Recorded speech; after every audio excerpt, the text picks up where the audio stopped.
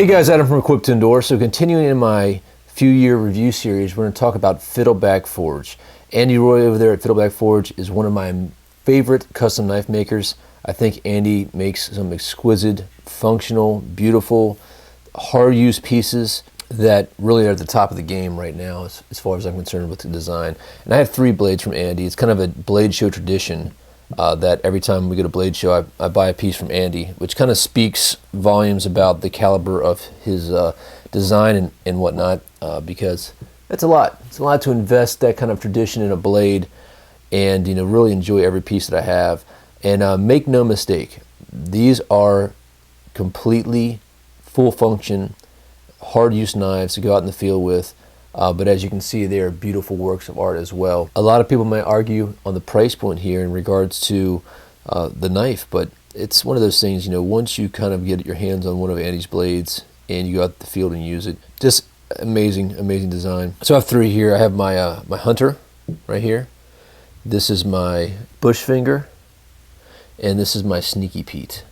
So all of these different designs and knives, I will say that I picked out on aesthetics. Starting with my Hunter right here. As you guys can see, the Hunter is the biggest of the blades. If you go to Andy's shop, he actually separates his knives into lengths. He's got 3, 4, and pretty much larger 5+ knife. So these both are 4-inch blades, of course, and this is actually a 4.75. So you'll find all of these on that section of his website. He's got a beautiful website. I'm not going to go over price here with you guys. The reason being is the price varies so much depending on all the different features you get, whether it be different inlays or tapered tangs right here. The material that you get, as you can see, this is a drunken burlap, this is an Osage, and I believe this is a bourbon micarta with micarta pins. This over here has got micarta pins. I think they all have micarta pins. This has 2 different liners, as you guys can see right there, as well as this one, and of course this one. So, of course, a tapered tang is a difficult function for knife makers. Sometimes I call it the bane of the knife maker's existence. But, these knives, ergonomics is just amazing. One thing that Andy can do is make very simple looking but elegant handles on a blade that just feels amazing to hold in your hand. So I'm not going to talk about the price point of all these. I can tell you they're relatively higher end knives, starting high 200s, mid 300s, depending on the options you get. So it's safe to say I probably have about $1,000 worth of cutlery on the table right now. And for many people that's a drawback, and you might ask yourself, well, Adam, why would I need to spend that much money on a custom knife? And the truth of the matter is, and we said it several times, you don't.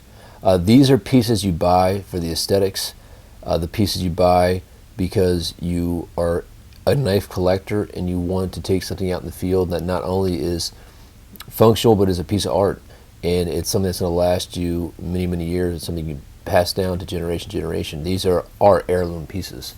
And that kind of statement can really, people can kind of look down on that because we are a disposable society now. We just consume and we throw away, and so we just look for the most effective and efficient price for whatever we're doing. We buy it, we use it, and once it's used up, we throw away. We don't think long-term. We become such a short-term thinking society where something like this, that if you take care of it and treat it well, as you guys can see, I need to actually take these guys down and clean them. This guy's pretty clean, but these 2 need to be cleaned a little bit. It'll last you for generations. It'll last you forever. I mean, O1 tool steel is a great steel, one of my favorite steels. A lot of really great custom knife makers, it's their steel of choice, and it just holds a great edge. It's not particularly hard to sharpen. It is a high carbon steel. A lot of people, that's a must for them. You do need to take a little time and make sure you clean her up after you're done, but for the most part, it is a very functional steel that's pretty hardy. And to buy a piece like this, these are things that I can give away to my kids or my grandkids or something like that, and I like that about that. I like the heritage involved in that piece that you're going to buy that's going to last a generation. I have knives that I spent 15 and 20 and 30 bucks for, and they're good knives, and I use them, and they either get lost or destroyed or just too banged up, and you throw them away, you buy another one. I mean, that's one of the good things I love about Moors. Moors are awesome knives for the money, and I've had some Moors that have come and gone, as you guys know. I've had some Moors that are I've bought, and it's amazing. I've had somebody remove them from me, and I went and bought another one, and the blade geometry wasn't the same as that first one. Back to Fiddleback Forge. Andy is in a unique market, and I see more and more some really nice knife makers. And out there, if you guys ever get the chance and are fortunate enough to go to Blade Show or something like that, you can see the difference in some of the more utilitarian type knives and some of the really high-end art knives, something that people are not intending to ever use. Just highly polished, comes with the stand, you put it on your mantle, and that's it. And Andy work is kind of brave enough to capture some of that high-end look, but still go out there and work like a charm. You know, the balance of these knives, the lightweight tapered tang, and the profile of this blade, even though this is a thicker blade than I usually like to see, it's just amazingly designed. I'm a knife collector. That's what I like to do. There's just something about it. This bush finger, I've been putting off purchasing this for a while. This was like one of the first knives I was really, gravitated to when I started looking at some of Andy's stuff. And my first purchase was this Hunter. And I remember looking at that Osage and saying, oh man, that knife is just so beautiful. I don't have a knife that looks like that. And I love this little extra design piece on there. Now, is this functional? Is this anything? No, this is just something that, Andy wanted to experiment with that. And yeah, this is something that's commonplace in some of his knives, but it's just beautiful. The bullseye, double lanyard, double tube lanyard, just beautiful. And this knife just kind of strikes something to me on the interest level that I was at the time in knife collecting, and the friendships that I made out there in the field and everything. Just a lot's wrapped up to this, kind of a sentimental type thing. But make no mistake, this is a worker. I mean, you guys can see how loved that blade is, and a lot of people would probably cringe to say, hey, Adam, you spend a couple $100s on that knife and you're out there banging it up and scratching it. What's wrong with you? Hey man, that's how we roll here. I mean, there's no piece of equipment that we're not going to go out and use and love. And 3.5 or so years later, this knife is still awesome, still amazingly sharp, and it's got plenty of use out there. Now, this is not something I give to my friends to use or give the students to use. This is my knife.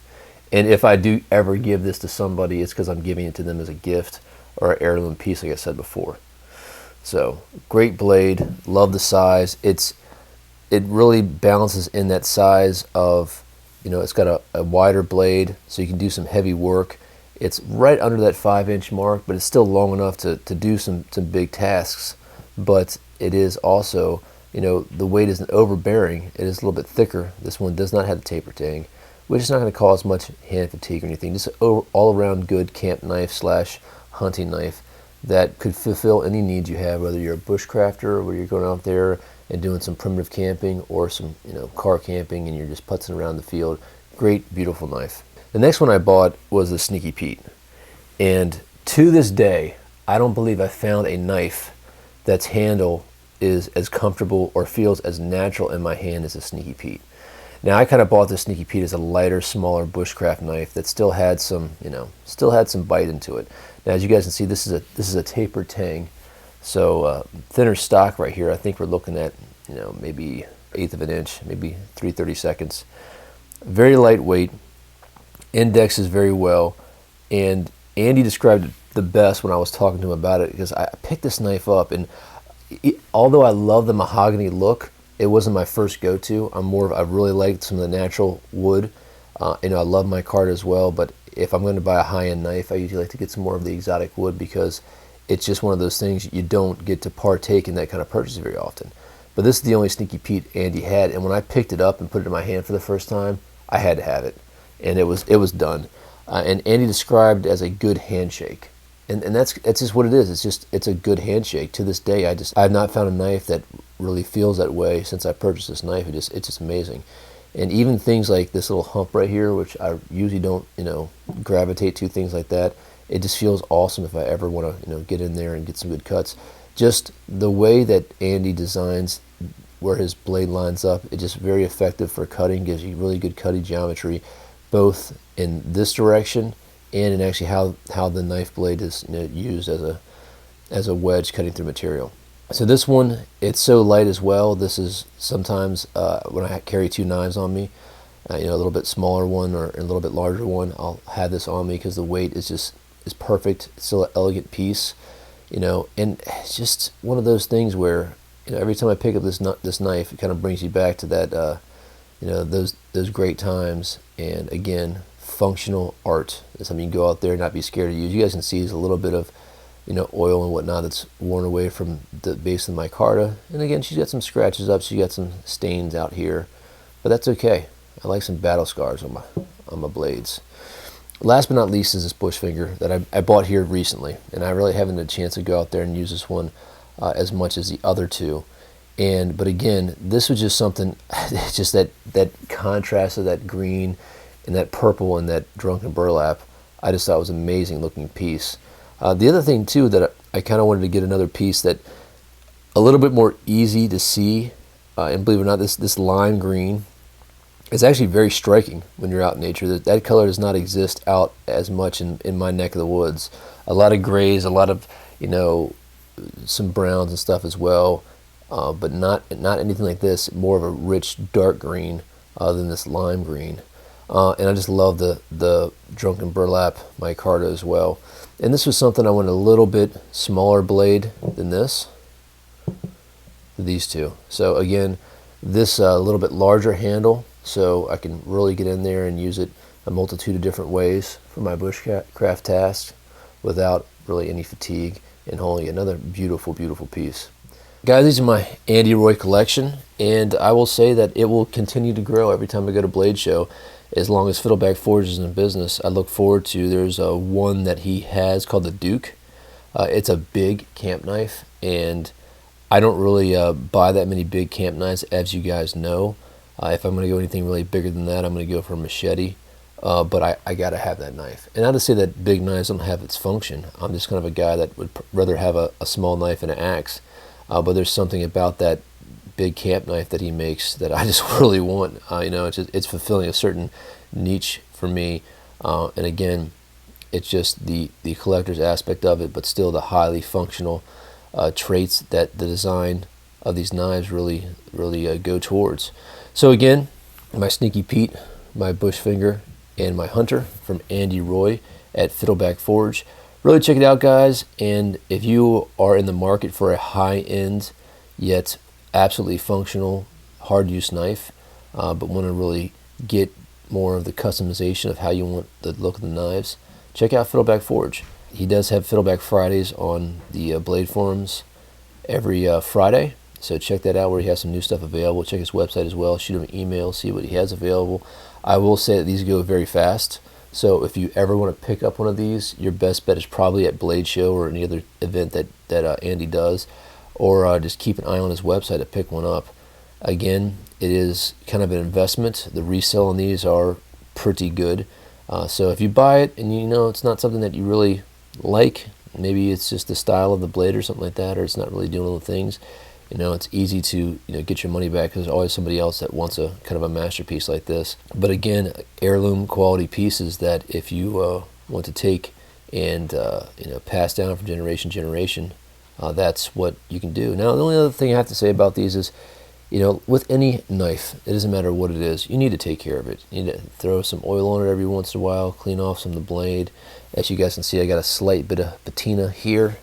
I believe that is from probably a lot of kitchen prep and some field cooking and stuff like that. Different different critters and vegetables and other stuff that I used this knife a couple months ago, and I didn't get it quite cleaned off before I threw it back in the sheath. That's okay. We can work that out, no problem if we want to. But you know what? Again, I kind of like the battle scars of it, because I use these knives, great knives. So guys, that's pretty much it. 3 years later, still love this knife. 2 years later, still going strong, and we haven't put a year on this one yet, and we'll let you know here in the near future. So again, guys, thanks for watching. Check out fiddlebackforge.com, and also remember to check out the website at equiptoendure.com. Great extra content and membership for as low as 9 cents a day. And thanks a lot, guys. Take care, be safe out there, and remember, if you're not always prepared, you're never prepared. Thanks.